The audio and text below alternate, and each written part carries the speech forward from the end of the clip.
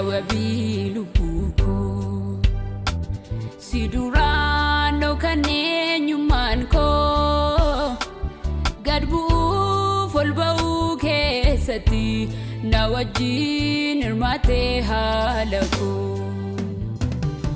daangoo dhoksitee mdu'uumi turii koo miicitee dhiigaanii gad jettee sit lafaan kaasee kee maalan jedhanii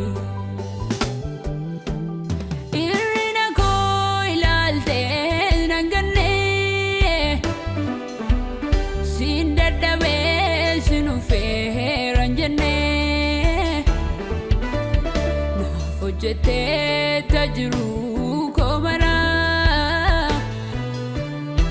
atolani unduma garara irina ko ilalte nangane sindadabe sinu feran janne nafo jete tajru komara atolani unduma garara atolani unduma garara atolani unduma garara atolani unduma garara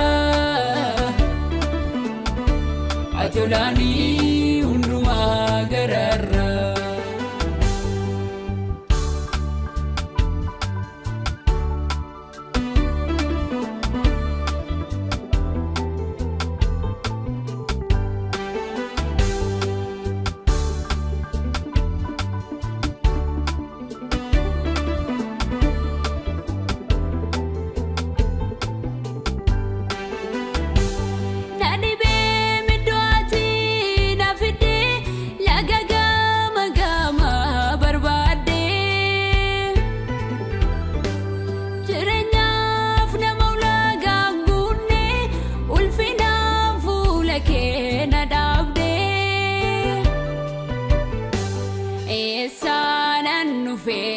enyut na fide gafadu baru na bate abba ulma ko sindagadu esana nufe enyut na fide gafadu baru na bate abba ulma ko kenda gadu esana nufe enyut na fide gafadu baru na bate abba ulma ko sindagadu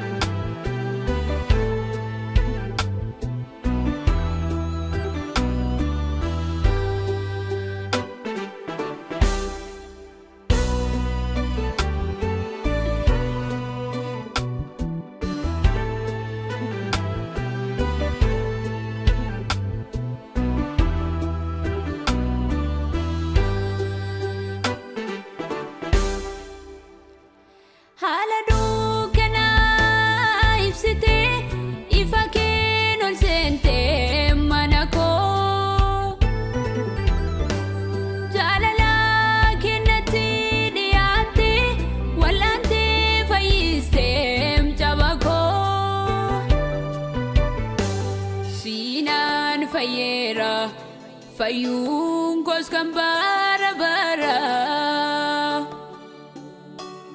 naftu murteta unda naftu kan ergira sinan fayera fayun kos kambara bara naftu murteta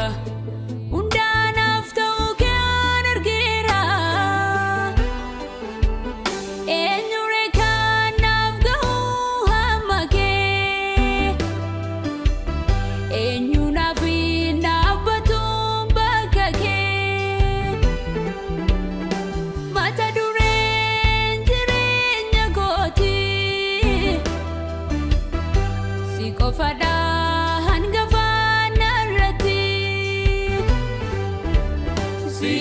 jedha mata baagaariidha.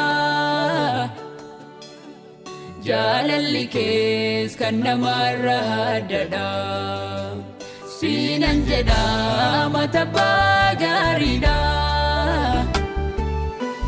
Jaalalli kees kan namarra addadha. Burqituu jaalala abdii koo galgalaati gaariidha. Argadhes yoon dhabees sittan kooluu galaati gaariidha. Eenyu kan akka kee cubbamaa jaallatu ati gaariidha. Isa gaddeebi'aa bira kan dhaabbatu ati gaariidha. Ati gaariidha Yesuus gaariidha. Jaalalli kees kan namarra addadha. Ati gaariidha Yesuus gaariidha. Jaalalli kees kan namarra addadha.